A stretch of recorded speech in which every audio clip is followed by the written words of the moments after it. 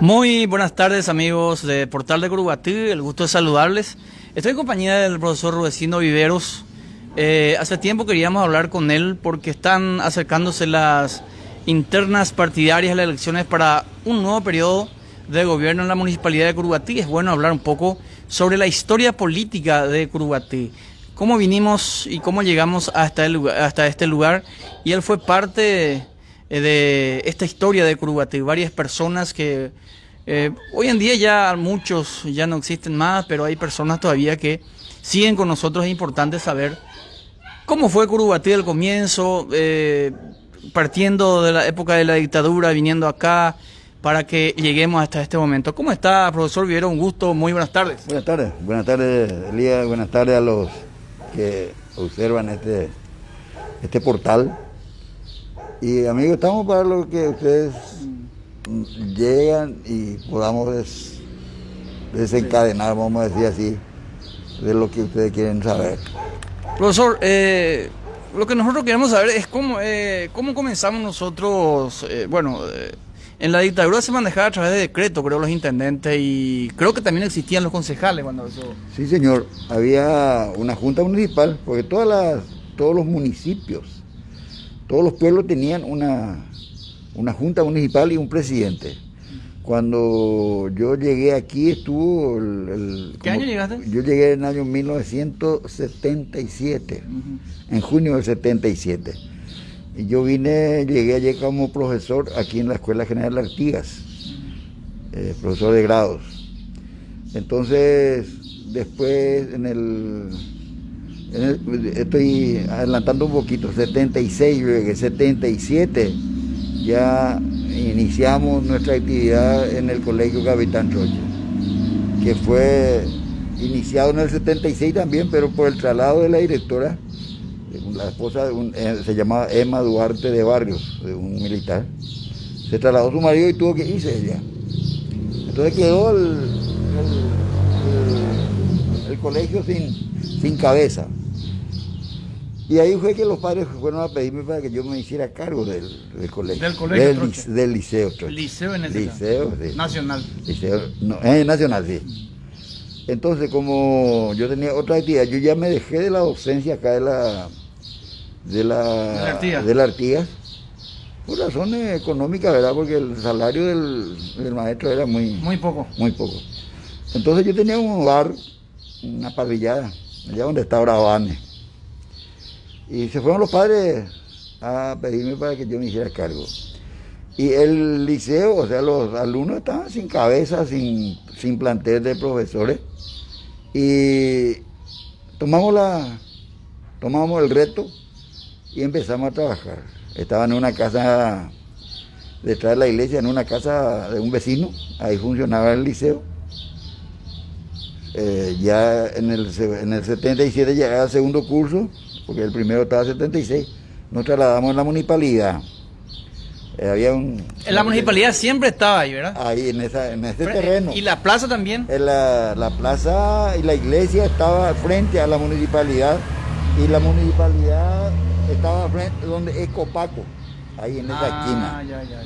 Toda esa parte era de la municipalidad. Era la municipalidad, sí, señor. Y empezamos ahí, el año siguiente, el 78, ya estábamos. Y necesitábamos tres aulas, por supuesto. Entonces tuvimos que venir en lo de Vega, en la casa del señor Vega, que es el papá de Charlo Vega. Ahí tenían tres habitaciones disponibles y vinimos ahí. Mientras tanto se accionaba en la construcción del futuro colegio. 79, 80 ya inauguramos el colegio, con 3 aulas y una dirección. Y como teníamos 4 cursos, entonces 3 se iba de mañana y 1 se iba de tarde. Entonces, así fuimos creciendo. ¿Y cómo se manejaba la municipalidad en ese tiempo? ¿Había un intendente? ¿Cuántos concejales? La municipalidad estaba creo que con 6 concejales. Con 6 concejales y un presidente, que iban 5 en todo caso. Yo recuerdo que era don Julio Ferreira era uno de ellos. ¿Concejal? Concejal. Había el papá de lo que es Luis, nuestro músico. Ajá, Luis Alfonso. Alfonso. ¿También vivía por acá? Y claro, vivía ahí donde está ahora Nenu. La casa ahí de Banner, una cuadra ahí bien. Ahí vivía el señor Alfonso. Ahí. Ese era el papá de Luis.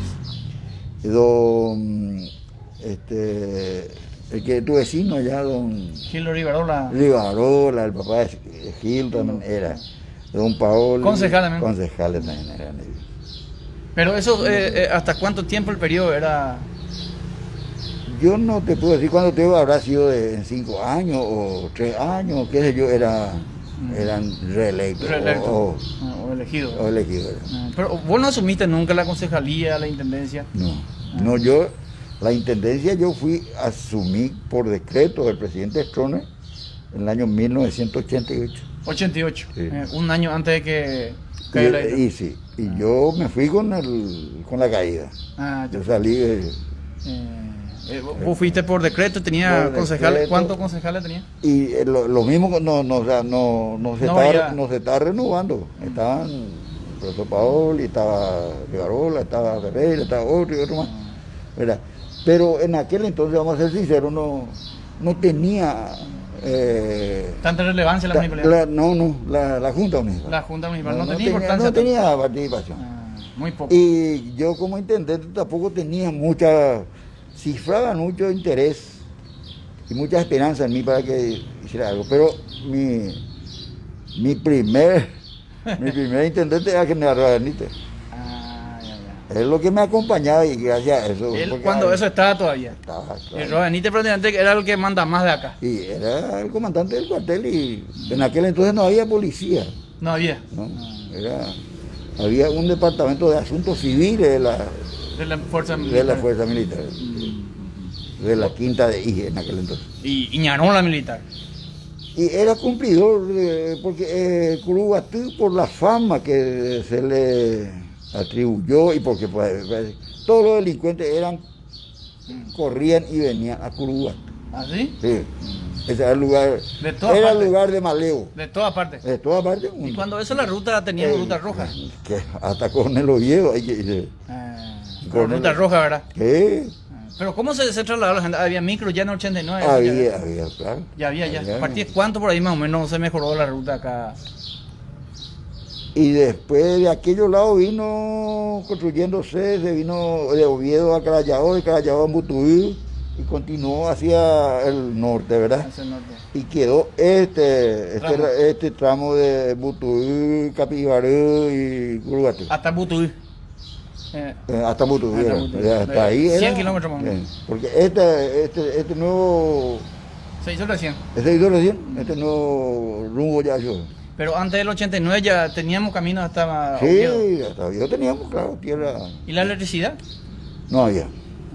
¿Cuándo ingresó la electricidad, mamá? No. Y en el general Rodríguez vino en el 90, 91. 91. Ya muy cerca más o menos. Sí. Correcto. ¿Y la municipalidad ya tenía su edificio ahí o funcionaba edificio de otra institución o cómo era? No, la municipalidad era una vivienda ya de su vez, pero era de la institución. Sí, claro. Luego le vendió a Copaco seguramente, ¿verdad? La otra parte. No, porque era terreno... terreno comunal. Comunal ya eso. Entonces, por querer que la Copaco, porque el Copaco funcionaba en una casita también ahí en la esquina de donde es ahora la farmacia Farmacenter. Y ahí. Cuando eso era muy importante, Copaco, porque no había teléfono celular. Un solo teléfono y... todo a manija. Después se trasladó ahí al lado de la casa de doña Belisa y solicitaron, entonces se le dio ese lugar. Lo que el tiempo, ¿verdad? Porque fíjate que ahora Copaco, por ejemplo, ya pasa al segundo, tercer lugar, no sé, ya queda de balde, por decir así, ¿verdad? Porque ya tenemos todas las llamadas de celulares, más, ¿verdad? Sí, y lastimosamente que Copaco fue carcomido por la ineficiencia, porque... También. Sí, claro. Eso. No tiene competencia con la empresa. Con la empresa privada que tiene el mejor servicio. Exactamente. Y después, después de la caída de la dictadura, ¿cómo fue la organización política? Y aquí en Curuguatí ya se marcó las elecciones con la presencia de Rodríguez, así fue, ¿verdad? Se hizo una convención constituyente. Primero que se hizo fue una convención. Ah, convención 92. Del 92, constituyente. Eso fue la partida. Ahí comenzó la partida de la reestructuración política, vamos a decir así. Y en ese trance del 89 al 92, ¿qué pasó en Cuba? Estaba el general Rodríguez, el general Benítez cayó también. Vino otro. Inmediatamente él se fue. Cuando cayó, se fue. Sí. Era hombre fuerte de trono. Él se trasladó, o sea, él salió a retiro en el 80, en diciembre del 88. 88, sí. Pero seguía en 89, en el año 89 ya se nombró, cuando vino el golpe, ya estaba otro comandante, que no llegó a venir, trajo su mudanza, pero como fue en febrero del 89, el golpe, entonces él ya no llegó a venir. Ah, no vino más, o dónde más. Era un edecando huyo y orendo y pecho. ¿Y cómo quedó después la municipalidad? ¿No siguió funcionando en ese tiempo? ¿O? No, claro que eso funcionaba. Sí, bueno, cuando cayó el golpe, yo estuve hasta marzo del 89. Febrero, marzo, un mes más después. Sí, febrero, marzo. Sí. Marzo. Y ahí se le nombró a don Fernando Urizar. Ah, ese tiempo fue de Fernando Urizar, la gente recuerda. Sí, de Fernando Urizar. Ah, ya. Pero en mi corta permanencia en la intendencia, realizamos muchísimas cosas, porque el general Roa puede tener, como todos tenemos, errores y aciertos, pero era un hombre muy, muy activo. Nosotros, por el acompañamiento de él,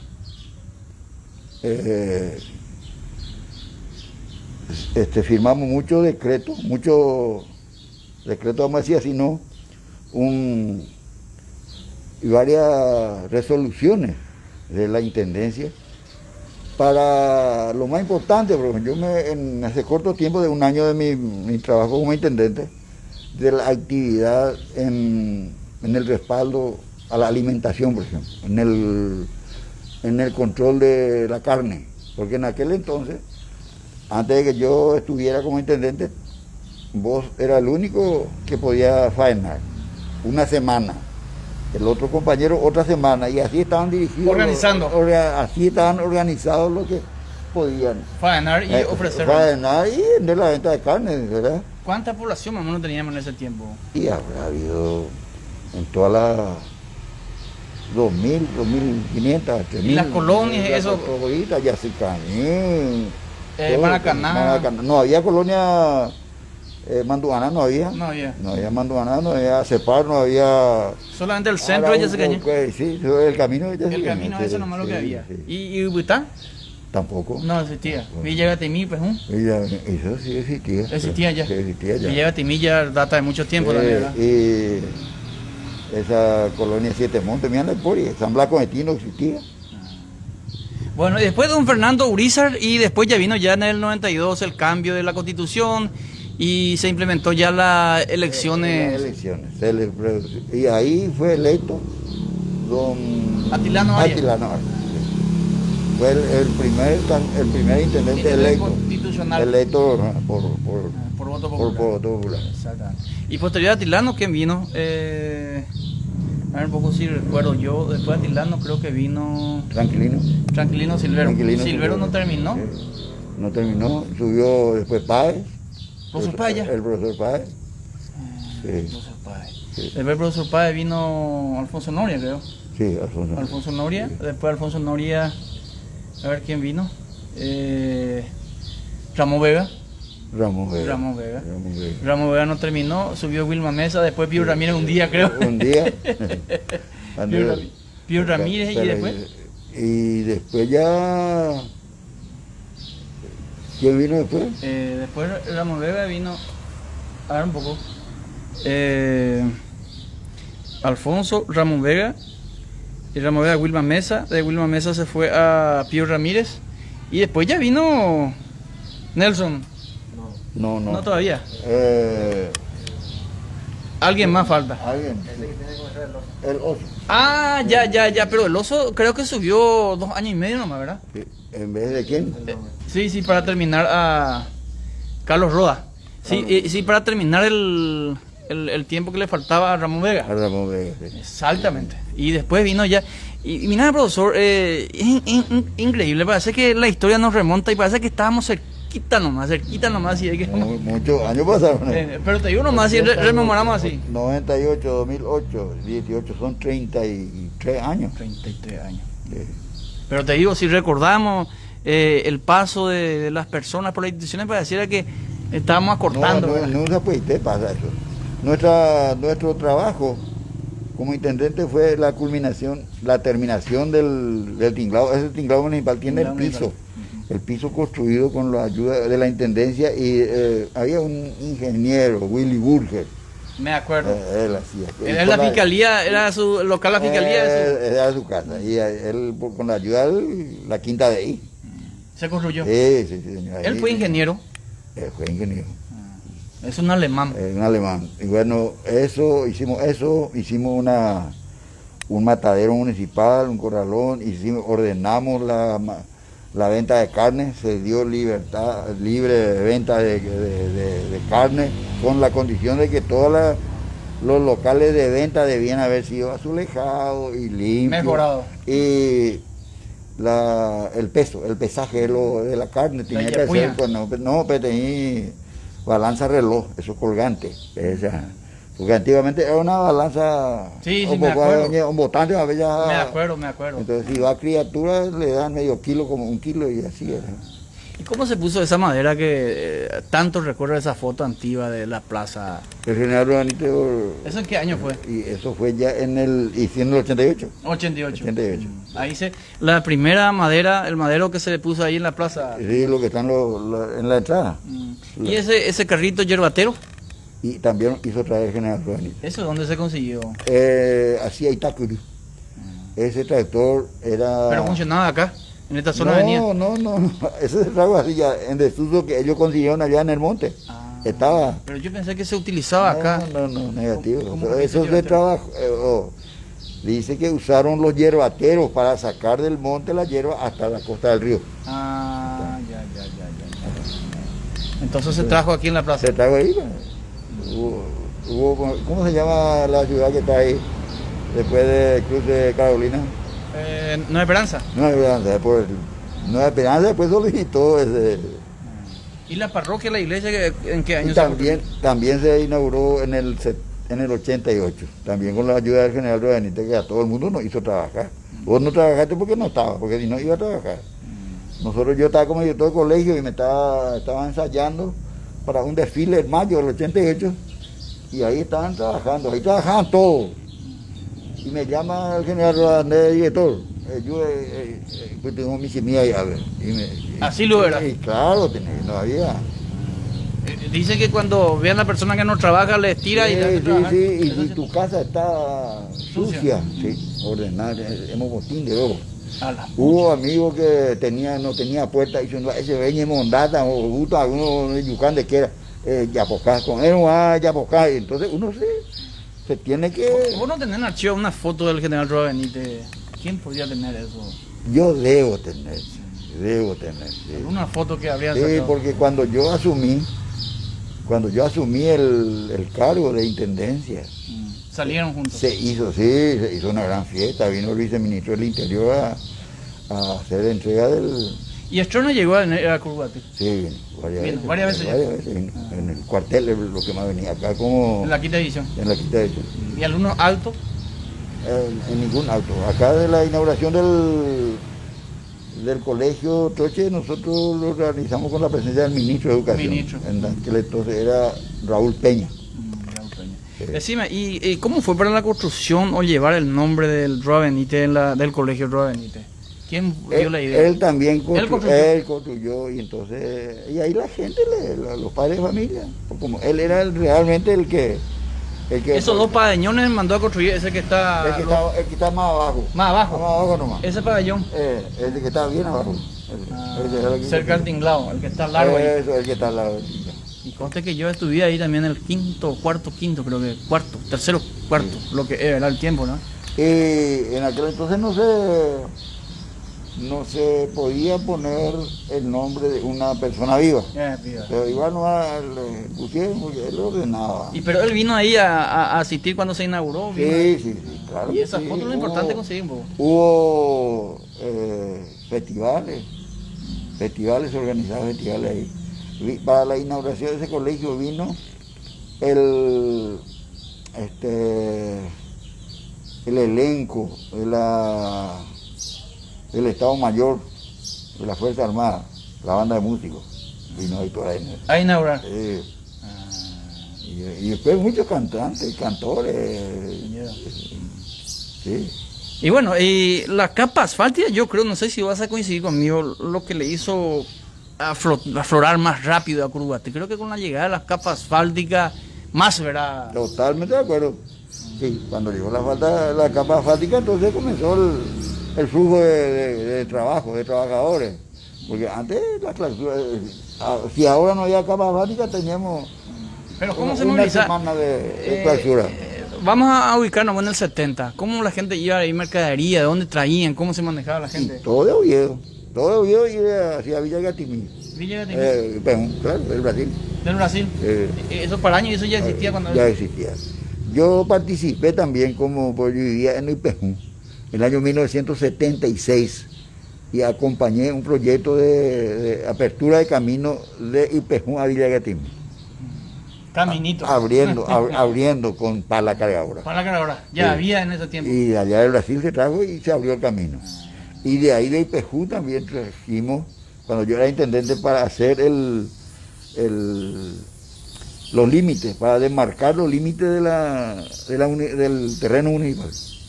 Se trajo ahí y se abrió, porque en aquel entonces todo era alambrado nomás. Pero ¿cómo se iba la gente a traer para su mercadería y demás? En camiones, había camiones. Había camiones, había muchos transportadores de rollo, había transportadores de algodón, había... Creo que de Santaní también se iba la gente a Oviedo. Más Oviedo. Sí. Traen mercadería para un cierto tiempo. Seguramente los primeros almacenes que había acá. Sí. Yo recuerdo acá cerca estaba Don Marino, estaba Don Ejillo, que siempre estaba. ¿Don Acu Silvero? Acu Silvero no era comerciante. Él era abastecedor de carne. Ah, carnicero. Carnicero era. ¿Y la esposa de Ñatutúa? Don Jerónimo, sí, ellos tenían almacenes siempre. ¿Y Ñachoira? Y Ñachoira tenía venta de ropas. Tienda, ¿Y la mamá del gobernador cómo era? Doña Chula también tenía su comercio ahí donde está ahora el Banco Visión, que sigue siendo de ellos. Ella tenía comercio mayorista. Qué bien, espectacular. Y todo Tierra Roja teníamos cuadras, ¿verdad? Todo Tierra Roja. Yo me he empedrado, tiene 2 años. ¿Y cómo te iba a decir? ¿Cuántas cuadras teníamos en el 89? ¿Cuántas cuadras teníamos en Curuguaty? Y cuadras no había, porque esta calle no existía. Bueno, había un caminito, ¿verdad? Y la central, la calle central. Ah, la calle central. El que pasaba a Sevilla. El que se iba. Solamente eso. Claro. Y después Monte, Campo. Claro, por acá había Guazú, había... Excelente. El IPS no estaba. No había, ¿verdad? Qué bárbaro. No, rica historia tiene la ciudad, historia de Curuguaty. De un tiempo a esta parte, muchos se asombran. Lo que estuvieron en aquel tiempo, ahora se asombran por el desarrollo de gente. Y ahora primero vinieron los ojeros, ¿verdad? Que hicieron eso. Cuando terminó la madera, terminó el algodón, entonces viene la soja. La soja fue el boom. El boom. Pero los ojeros que hicieron hacer un boom porque vienen a construir. Eso siempre dice un amigo, todo lo que tiene muralla alta son sojeros. Sí, cierto. Nosotros los paraguayitos estamos nomás con la rejilla. Pero decime, los medios de transporte, caballo, burro, se utilizaban. Caballo, acá pasaban Benítez, Ramón Benítez, y había otros a los tiros. Ya después voy para... Yo tenía mi rejilla de madera nomás. ¿En caballo? En caballo. Qué bárbaro. Se hacía carrera de güey. Oye, ya calle de Perón, área ahí frente, la calle central. Sí. Desde el banco de familiar hasta allá, hasta hasta el Banco Visión, ahí fue una recta. Oye, fíjate pues, ure lo están jugando, linterna en vivo. Baraja, hombre. Sí, Baraja, sí. No había energía, había un aserradero ahí cerca de la terminal de don Lulito le llama al señor. Él tenía una aserradero, el que era de don Nino Jiménez. Después, antes era de don Lulito. Excelente. Sí, así, y ese lugar con tal banco, ese era un charco, un pozo de agua, así como está acá el Pito Roja. Y ahí se fue clavado fue enterrado con acerrín. Entonces, eso fue Curuguato. Y ahora yo creo que este asfalto estiró a la gente y vino ya a buscar lugares acá. Y muy rápido, en un tiempo, repentinamente se instalaron los bancos que movieron la economía, ¿verdad? Y los bancos van donde hay dinero. Y acá hay dinero de los ojeros y hay dinero de los que trabajan en otra actividad, ¿verdad? No sé si vos estás en eso. No. Porque si vos estás en prensa. La prensa también tienen... Claro. Mueven plata. Claro. Los auspiciantes. Sí. Yo pensé que iba otro tipo de cultivo. Y bueno. Eso dicen ellos los menonitas. Después vinieron los menonitas. Los menonitas. ¿En qué año eso vino? Y ellos vinieron en el 79, parece. 79. Pero ellos vinieron todos juntos o uno a uno. No, vinieron un grupo. Por grupo vinieron. Un grupo y después se tiraron. Y después, ¿Y esa tierra cómo consiguieron comprar? Ellos vinieron y justamente don Acu Silvero era el vendedor de esa tierra. Él era de don Acu. Sí. A través de intermediarios. ¿Compraron? Vinieron, llevaban a analizar la tierra, vieron la calidad, entonces compraron. Sí. Así fue, y vinieron y poblaron. Y están mejor que nosotros. Sí, tienen cooperativa, trabajan muy bien. Muy bien. Excelente, don Rudecindo. ¿Vos cuántos años tenés hoy en día? 71, no voy a cumplir el 1 de marzo. Pero vos tenés la noción de los lugares, cómo cambiaron los lugares de a poco, acompañaste todo este proceso de... seguramente de 6 décadas lo que vas a acordarte bien después de los 10 años, 11, 12, ¿verdad? O sea que desde el momento que te viniste acá, cómo cambiaron, ¿verdad? Y iban construyendo, se construyeron acá, todo ese proceso, ¿verdad? El cambio. Y sí, yo estoy activo porque yo estaba también como... llegó un año a ser el presidente de la Liga Curuguateña de Fútbol. También participé como fundador de la Liga Curuguateña de Fútbol. Porque yo era jugador de fútbol. Ya. El Itandeí, un club que estaba en Cerrito, justamente, donde está mi chacra ahora. Y estábamos activos, estaba como docente, como futbolista, como activista. Yo fui activista político ya después del golpe. Del golpe. Después del golpe ya, antes no.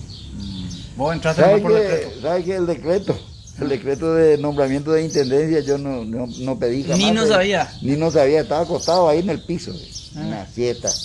En aquel entonces Radio Nacional de Paraguay se escuchaba mucho. Se escuchaba y ahí se leían los decretos firmados por él. ¿Y vos escuchaste ahí? Y yo escuché. ¿Y pero vos le conocías? No, a mí me llamó un amigo, me dijo, porque hubo conflicto acá de 2 personas que iban a hacer.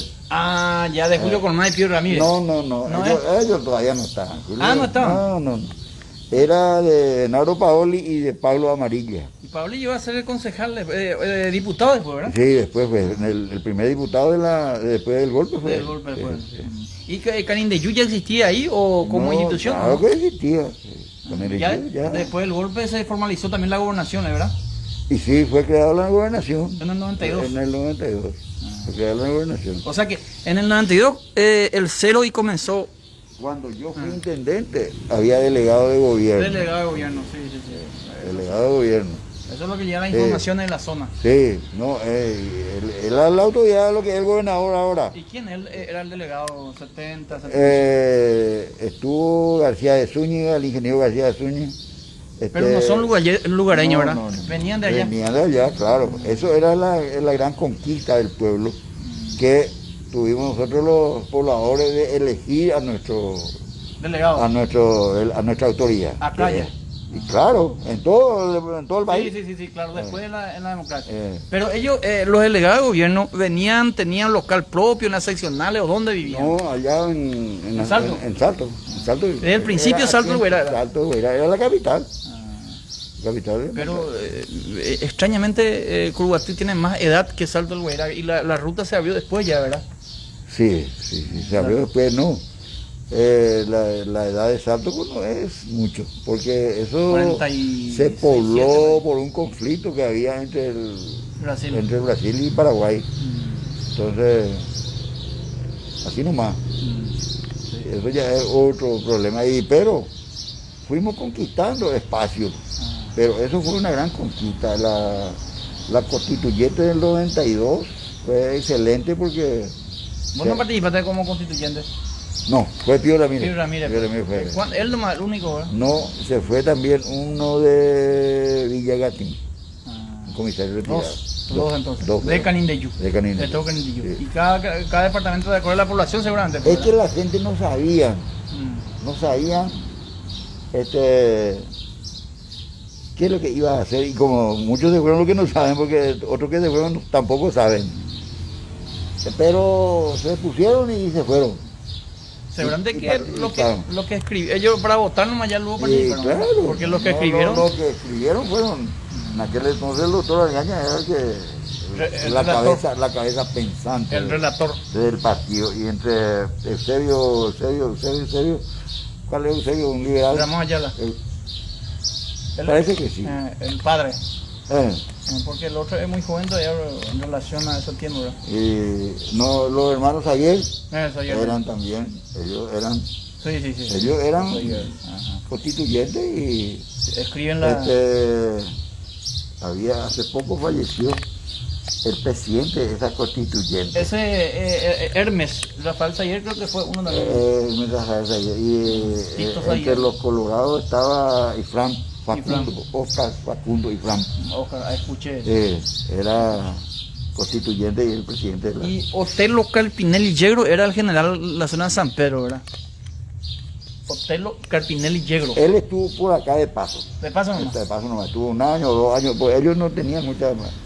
El general Carpinelli. Y después su hermano sí era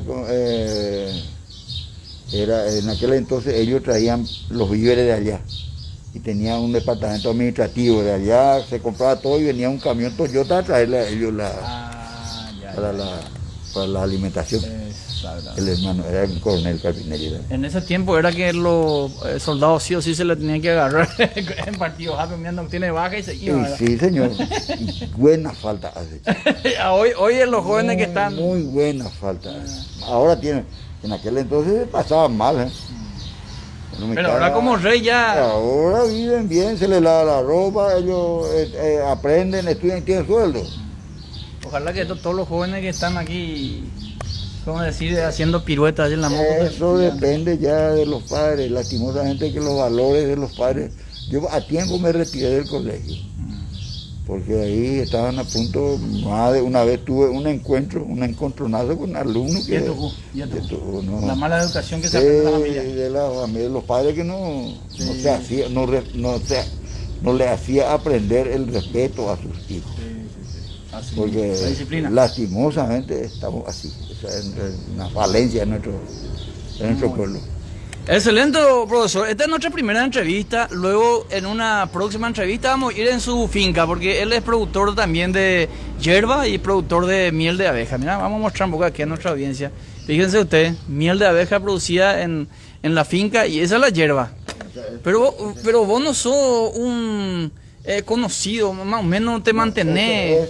Este envase es tradicional y es muy... Vamos a decir... Esa es así yo vendo, y vendo dirigido. Así mismo. Así se vende. Mira un poco. Sí. Dice acá, Capona, Xanguirú, Curuguatí, Paraguay. Dice. Sí. Lo que le faltaría es que el número de teléfono... Así como tengo el logo de mi miel, ahí tiene, sí. Logo de la miel. Esto lo hacemos, yo digo, y falta pues decir, no hace falta decir que yo hago esto, sino lo estamos haciendo con mi hijo, con una pizca de patriotismo, porque hay que ser patriota para que esto, tu nieto llegue a saber lo que es la hierba. Y la forma de cultivar y cómo eso, si no, esto se acaba. Se va a acabar. Y esta producción de miel, la misma cosa. Es como decirte, por ejemplo, el tallí. Hay muchos ya jóvenes que no saben, ¿verdad? No saben. Muchos. Ya terminando. No, una lástima. Cuando vienen gente con títulos mucha gente viene con títulos de agronomía y no conocen el manipuleo de la hierba, de cómo se inicia y cómo se hace y cómo se planta y cómo se cuida. No es fácil. Y no es como ustedes hacen ahora, venden un chip o venden saldo, se pone ahí y ahí nomás se hace el canje y ya se tiene plata. No, hay que esperar 4 o 5 años para hacer la primera cosecha y tratar de poner en venta. Sí. Y la próxima vez vamos a ir a visitar tu finca, creo que está en Cerrito, ¿verdad? En Cerrito, sí. En la ruta vieja se entra ahí. La antigua. ¿Cómo se llama la ruta de Eustacio Escurra? Parece que se le puso ahí. ¿Cómo se llama ahí? La entrada. Sí. La entrada se llama un ramal. Eustacio. Eustacio Escurra.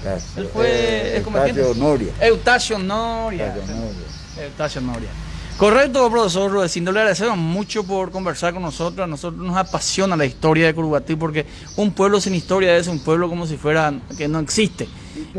Tenemos mucha historia para contar. Y muchos hechos relevantes también durante todo ese hechos. Realmente yo estoy muy contento y le paso, voy a aprovechar para felicitarle a este amigo que está levantando el hogar de lo que es el Capitán Troche. Sí. Hay que ser. Ahí también tenemos que hacer una visita y hablar un poco de la historia. La historia del Capitán Troche. Porque lo que menos. Yo ahora estoy con mi programa de radio hace 10, 12 años. Y de este año estoy dándole un enfoque diferente. Todos los domingos voy a conocer y vamos a ayudar a que conozca usted y otros los que escuchan, los músicos y los autores. Excelente. De la música paraguaya. Sí. Y el chamamé, que también son nuestros hermanos. Sí. Ellos son nuestros hermanos del mismo origen. Claro. Son guaraní. Hasta no quisieron quitar, pero en Argentina no quisieron quitar. Y sí, resulta que ellos valoran,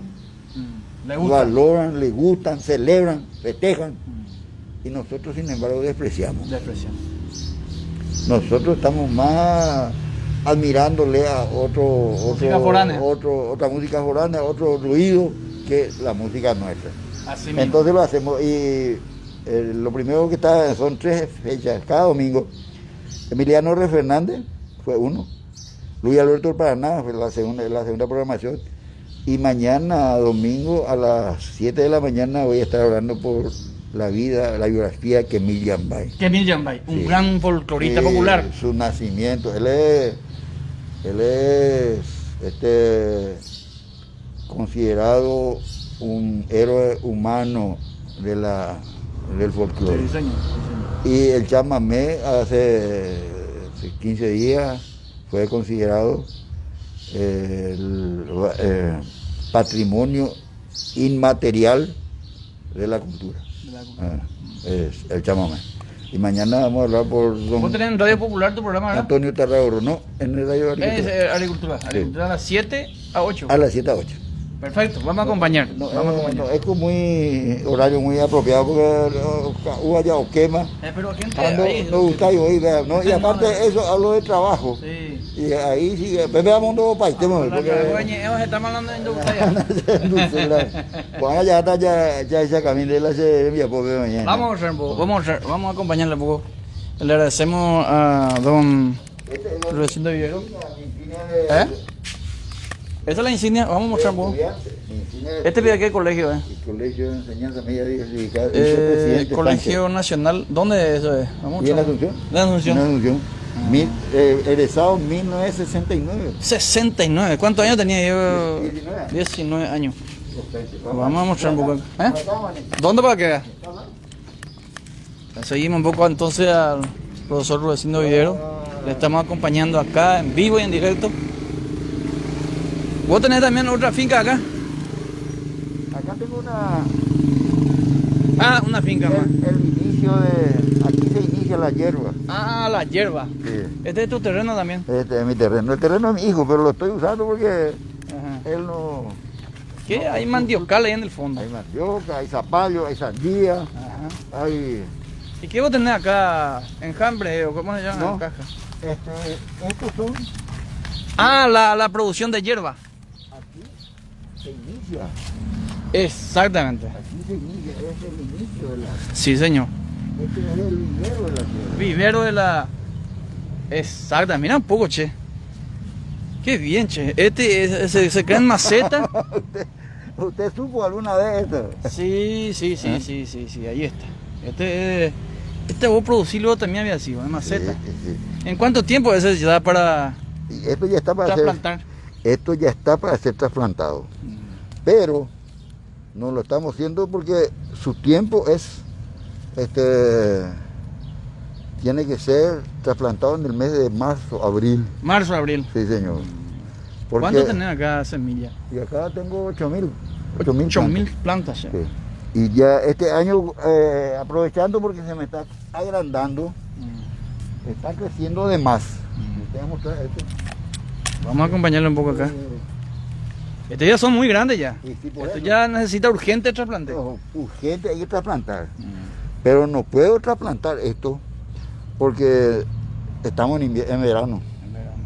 ¿Qué le pasa cuando trasplantamos en este tiempo? ¿Eh? ¿Qué pasa? Y el calor a él Él le afecta. le seca, sí. Y cuando es más grande, soporta. Y voy a plantar en abril y no, ya disminuye el calor. Entonces para cuando llegue el mes de noviembre, el mes de mucho calor, las raíces ya están, sí, hierro al amonio. Tiene que Adaptarse. adaptarse. Enraizarse. Ahora, esto sí se puede plantar bajo árbol, el monte. Y eso yo lo hice con 2.500 plantas. En el medio del monte, entre los árboles. Se hace así una picada y ahí se va plantando. Una hilera, se hace una hilera y ahí. Ahí no hay problema. Más todavía ahora que vino con mucha lluvia. Qué lindo, che, mira vos. Sí. Estos están todos en maceta y Las raíces, allá se ponen las semillas. la semilla. Las semillitas se Aparte ponen otra vez. ahí y de ahí salen. Ahí eso deben ser trasladados en las Maceta. macetas, sí señor. Allá esos ya son muy Y grandes. eso ya ya en la orilla esos están. están empaquetados para su... Esto ya realmente falta trasplantar, pero seguramente que vas a esperar el tiempo necesario, ¿verdad? Un mes, yo creo que fin de Febrero. Fin de febrero. Este ya es muy grande. Esto sí ya es grande. Sí, señor. Esta es la hierba. Mira vos, Ah, las raíces ya están saliendo. sí. Esas son las raíces. Hablar de la hierba es hablar de la historia de Curuguatí. Aquí es tiempo yerbal, ¿verdad? Esta es una zona yerbatera. Hay una canción, se llama Salud Curuguatí. Salud de Curuguatí. ¿Y cuándo, vea? Sí, conozco. Y esa canción, ahí el autor exclama una preocupación. Son una cueca a ti, ya se sabe que imagen, manápico pejapuje, ya se yarangue joquimita cuera, Así mismo. porque esto se corta y si te vas ahora, pues, si nos vamos un día a mirar Sí. cómo están rotando, uno corta un tallo y de eso sale 10 brotos. ¿Desde cuánto vos te dedicaste a esto? A este cultivo, Ajá. hace 10 años más o menos. 10 años. Sí. Sí, Pero antes había luego mucho cultivo acá, ¿verdad? y los que realizaban este trabajo fueron la familia, bueno, don Eustacio Noria, el papá de Gustavo y de Walter, que él lo que fue el que más cultivó. En esta zona. Otra familia hacia Pindó, en fin. Muchísima gente. Había gente que cultivaban, porque había muchas hierbas naturales, entonces no. Pero vos vendés también así Yo broviré o no. Sí, claro. ¿A cuánto la planta vos vendés? No, esta planta cuesta 2.500 guanes 2.500 por planta. por planta. Sí. ¿En cuántos meses ese está así? Y un año. Este es un año tiene. Sí, un Esto año. un año tiene. Sí. En un año de sube. ¿Y cuánto tiempo vos tenés que esperar para primer corte? Y 3 años más o menos. 3 años. Para hacer un corte de formación se llama. Ajá. Porque nosotros no queremos árbol grande, tiene que ser un corte, un arbusto que se pueda podar así. Cuando se vaya ya en mi chacra va a ver que, porque usted, la cosecha se hace parado y con tijera y serrucho. ¿Y eso es cada cuánto se corta para vender? Cada año. Un año, una vez al año. Una vez al año. ¿Y cuántos kilos da por cada? Y depende ya de la tierra, depende de la lluvia, depende del factor climático. Exactamente. Muy bien. Te agradecemos por la entrevista, don No, por Rudecindo. favor, ustedes son lo que a ustedes soy lo que tengo que agradecerles porque me ayudan a rememorar algunas cosas. Excelente, muchas gracias, profesor Rudecindo Vivero aquí en Portal de Curuguaté.